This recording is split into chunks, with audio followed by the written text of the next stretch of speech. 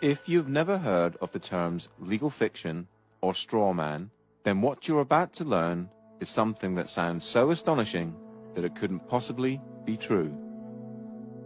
If I were to tell you that paying your tax, getting a driver's license, registering your car, paying fines, and attending court are all optional and that you are conned into agreeing with them, what would you think? It has been said that you need to know that you're in a cage before you can escape from that cage. Let's look into how you're being tricked and how your power is being hidden from you. Ah, the government. It loves you and wants to keep you safe and well. It even wants to make paying taxes, fines, and court costs easier for you. How? Well, you'll need to meet your straw man. Your straw man is a fictitious legal entity created at your birth through your birth certificate and the registration of that birth. Here is a definition of straw man. A front, a third party who is put up in name only to take part in a transaction. Nominal party to a transaction. Black's Law Dictionary, 6th edition. The term is also used in commercial and property contexts when a transfer is made to a party. The straw man, simply for the purpose of retransferring to the transferor in order to accomplish some purpose not otherwise permitted. Barron's, 3rd edition. The straw man is an artificial person. The straw man was created by law shortly after you were born via the registration of the application for your birth certificate. The name for the straw man is your name in all capital letters. You will notice that the inscription on the birth certificate in your name is in all capital letters. The English language has precise rules of grammar that make no provision for writing proper nouns in all capital letters. So your name spelled with all capital letters is a fictitious name. Whenever a human being is born, there's two entities. One is the real entity, which is the human being, the flesh and blood, and the other is a legal fiction, a fictional entity that is nothing more than a piece of paper, the birth certificate. Again, we're duped into believing that these are one in the same, and so we're tricked into representing the legal fiction, the straw man, that birth certificate. So when people get fines and things like that, it's actually consulting the legal fiction, the non-existent entity, the corporate entity that is owned by corporations.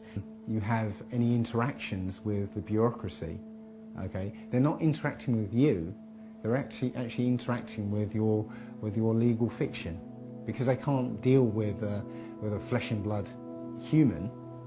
Yeah, they have to deal with another corporation. When you start to break down the words that we use and you start to look at the roots of all these words and you actually look at where these words, what these words actually really mean, you start to get an idea of what's going on. The word corporation is very, very specific because it's corporation, it's dead speak. So a corporation is something that's dead. It's an entity that exists only in a legal framework. It doesn't exist in any other framework at all. It only becomes an entity through legal mechanisms and legal means. In essence, when you were born and far too young to understand, a company with your name was created through your birth certificate. When your parents registered your birth, they actually created a company and handed ownership of that company and you over to the state. It is important to remember that your parents were tricked and had no idea this was happening.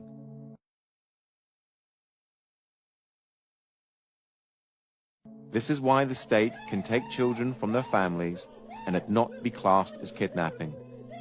This is where it all began. This is the foundation document. All identification is generated from this document. And these didn't exist before 1933. These only came into being in 1933 when they hatched this plan. They created a corporate fiction with a name just like yours. In doing this, they registered and monetized the spirit and soul of a living being. My name is spelt in all capitals here. So's yours, so's your driver's license, your health card, anything you get from the government, your name is spelt in all capital letters. And when you use any government identification, you are identifying yourself as a corporation, and you are existing within the jurisdiction of corporate law. And just because you didn't know what you're doing, that's no excuse. It doesn't exonerate you from liability. There was a bankruptcy in 1933, and the central bankers came in and said, we have a mechanism whereby you can continue to conduct commerce even though you're bankrupt and there's no money. Pledge your citizens as collateral. That happened in 1933, the bankruptcy. And that, by no coincidence, is why these started to be issued in 1933. So you may be walking around thinking you're free and you have rights. But the bottom line is that you are owned, you're a chattel, you are a slave. And these people own you. And that's why they can do things to you against your will. Because you comply. Right now I'm going to just read a quote from Edward Mendell House and what he had to say in a private meeting with Woodrow Wilson, president between 1913 and 1921, from the private papers of Woodrow Wilson. Quote, very soon, every American will be required to register their biological property in a national system designed to keep track of the people, and that will operate under the ancient system of pledging. By such methodology, we can compel people to submit to our agenda, which will affect our security as chargeback for our fiat paper currency. Every American will be forced to register or suffer not being able to work and earn a living.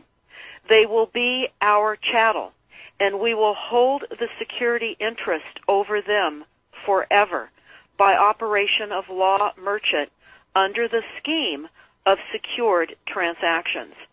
Americans, by unknowingly or unwittingly delivered the bills of lading to us, will be rendered bankrupt and insolvent, forever to remain economic slaves through taxation secured by their pledges.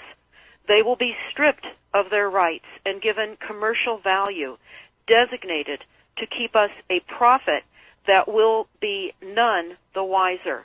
For not one man in a million could ever figure out our plans, and if by accident one or two would figure it out, we have in our arsenal plausible deniability.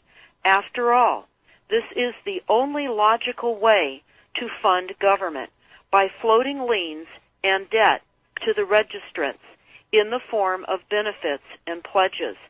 This will inevitably reap us huge profits beyond our wildest of expectations and leave every American a contributor to this fraud, which we will call social insurance. Without realizing it, every American will insure us for any loss we may incur, and in this manner, every American will unknowingly be our servant, however begrudgingly. The people will become helpless without any hope for their redemption, and we will employ the high office of the President as our dummy corporation to foment this plot against America. Having established plausible deniability, even if people become enlightened that they had a remedy and pursued it, the attorneys, judges, and legislators could claim that they did not understand the people's claims, especially if the technical requirements for achieving it were not followed pursuant to statutory requirements.